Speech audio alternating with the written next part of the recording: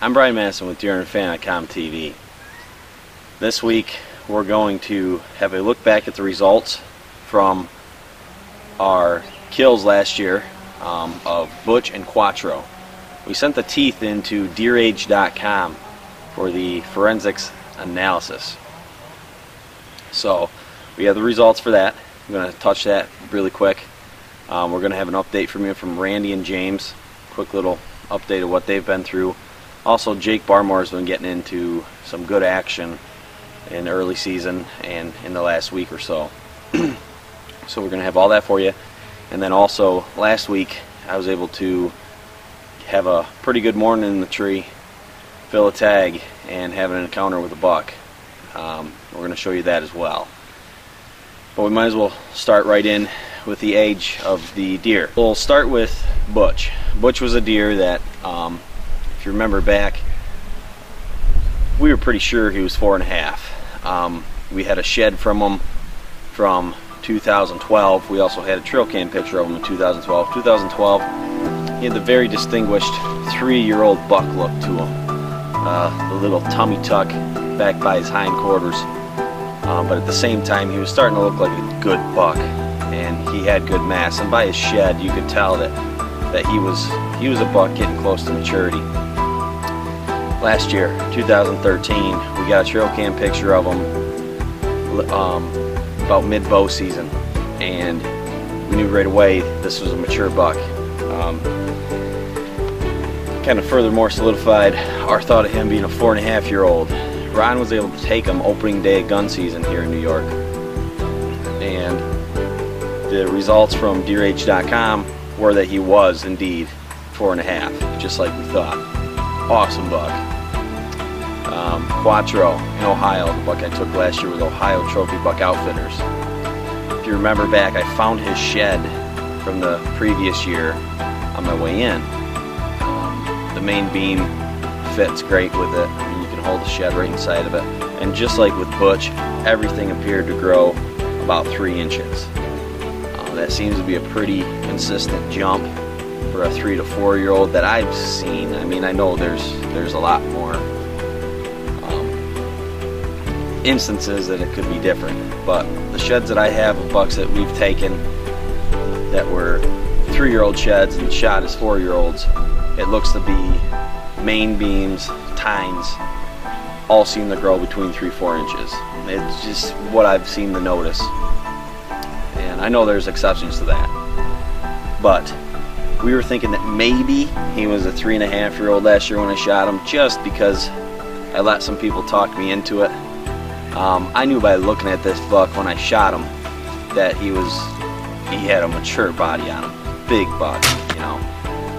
And it turns out he was indeed 4.5, which was my initial thought, but we settled with a group opinion of 3.5 last year. But he was indeed 4.5 from DeerAge.com forensic test. So I wanted to share that with you. I know I promised you that I would. And now we're going to get to the updates and the hunt.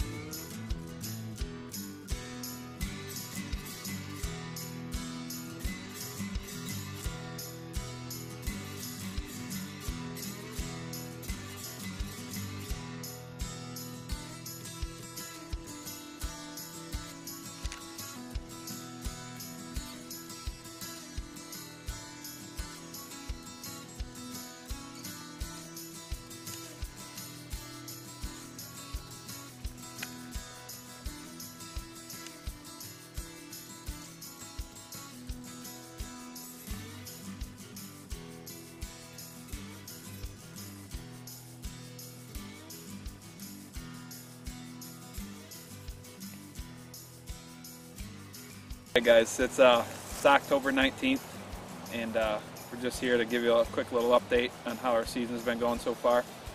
As far as deer sightings, it's been kind of nil. Been really slow around here in western New York. The first night, I decided to pass on a decent 8-pointer. It had smaller tines, but it wasn't anything that I wanted to shoot, give it another year to grow. We got a short clip of it, didn't really get it in focus, but you know, that's what you have to deal with when you're in a new situation. We brought a blind back there for a quick little setup, and you know, that's what we had to deal with. But it should be picking up. The weather's getting colder. It's going to be about 38 degrees tonight. We're actually heading back for a hunt tonight, and you know, hopefully it gets better. You got to go back there to see them and go from there. Yep, and up on my plot, it's been pretty slow. I mean, they're hitting it hard, but not when I'm out there for some reason. Last 2 nights ago, I had nine does come out. They all ended up going right underneath my stand, hanging out there for a long time.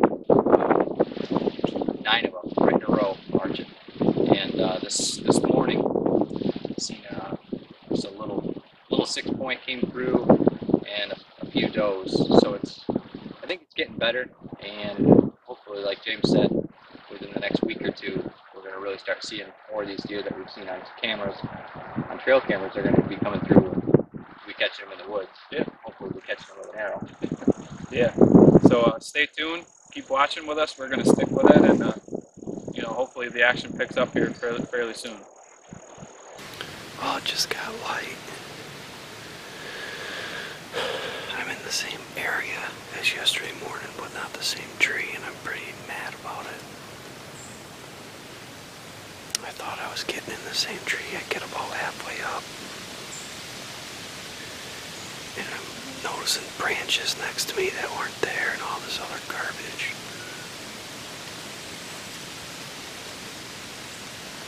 So I have to come down pretty low, lower than I ever hunt, just so I could shoot something. I pretty much took my shot away to my left. I'm not going to get a shot at anything over there because I'm in the wrong tree, down the hill too far. I really messed up, you know, coming into an area in the dark. I got in the wrong tree. I'm not used to it.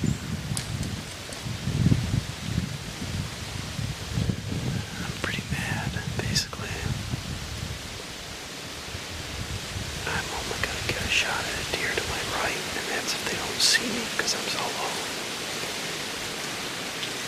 Not very happy right now. If there's one thing you can count on, it's not the weather report. I don't know, it still says the wind.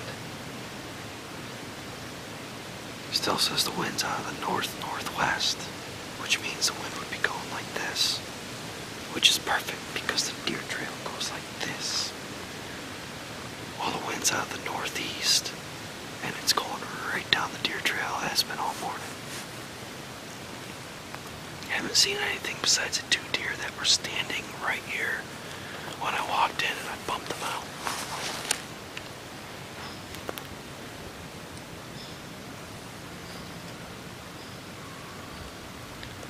I'm gonna sit here for another couple hours though. Maybe I'll get lucky, because I'm here in my bad wind, bad location, no shooting lanes, only 15 feet off the ground tree stand. But it could be worse. It could be raining like it has been for the last 2 weeks. At least it's not raining today.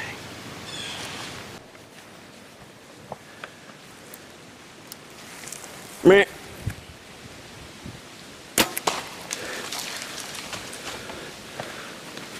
That's a dead deer, baby. Whoa. Something had her on the run. I turned the camera around and got on her and waited.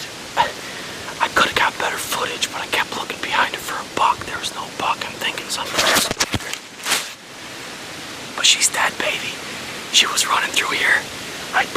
buck scent, doe urine, and some of the enticer scent. Put the enticer scent over here, but I put doe urine all off over there, because I knew that'd be my only shot right there.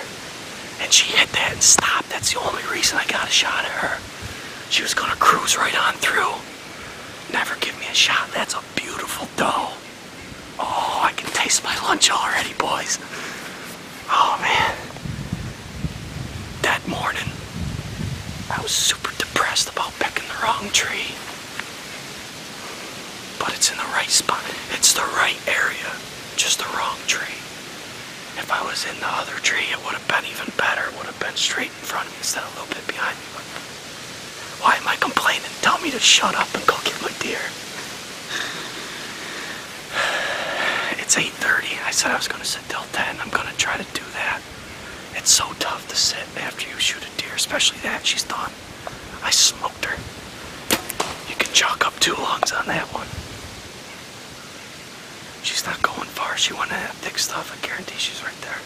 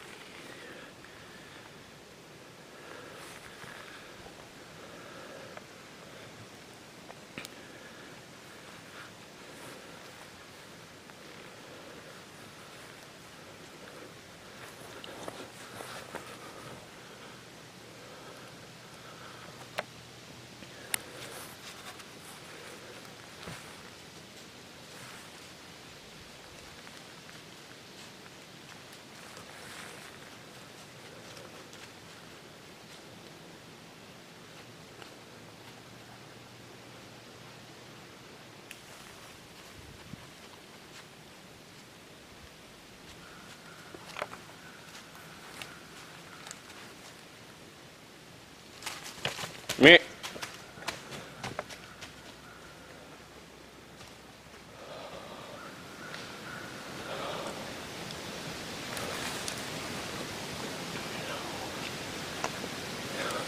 Just shot it right there.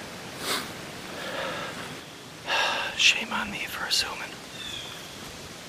I use a big 6-point. Big 6-point. I wanted to shoot him. He came right down the doe's trail, but for some reason didn't follow her behind the tree. He didn't do what she did. He went to walk. I could have killed him right there. He's walking in. I don't know why I didn't. I just assumed he was going to do the same thing she did and give me a great broadside shot.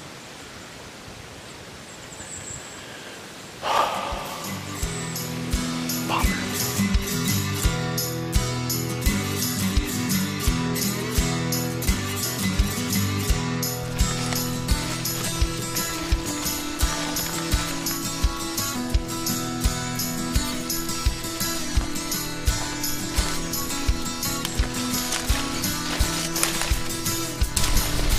I can't believe she's gone this far.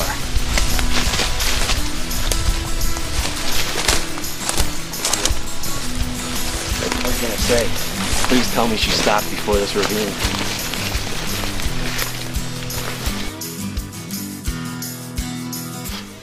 Well, we found her.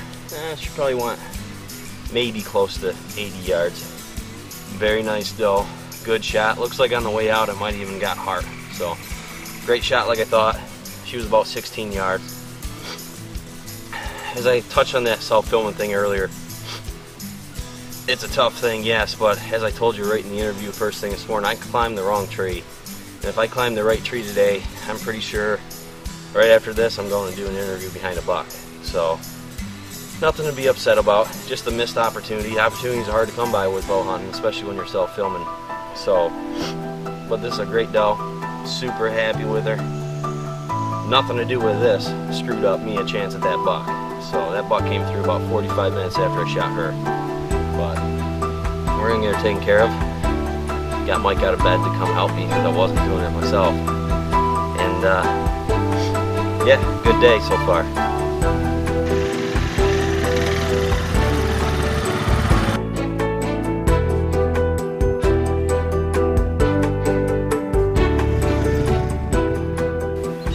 So one last thing I wanted to touch base on. If you remember, I think it was 3 weeks ago now, the week where I took my first doe. I had said something about New York State, you not being able to fill 2 deer tags without filling and attaching the tag to your first kill. You know, I could have sworn I've read that before. I remember talking about it with people in the past, and I had so many people come up to me and you know, ask me about that. I had to find out for sure. So I called the New York State Department of Environmental Conservation and talked with a nice gentleman, and he informed me that the law now stands that you are allowed to stay in your tree after shooting a deer, continue to hunt and shoot another deer, as long as you have all the tags of the deer that you are hunting and shooting from that point on. So that's going to wrap this week up. I'm Brian Madison with DeerHunterFan.com TV. I'll see you next time.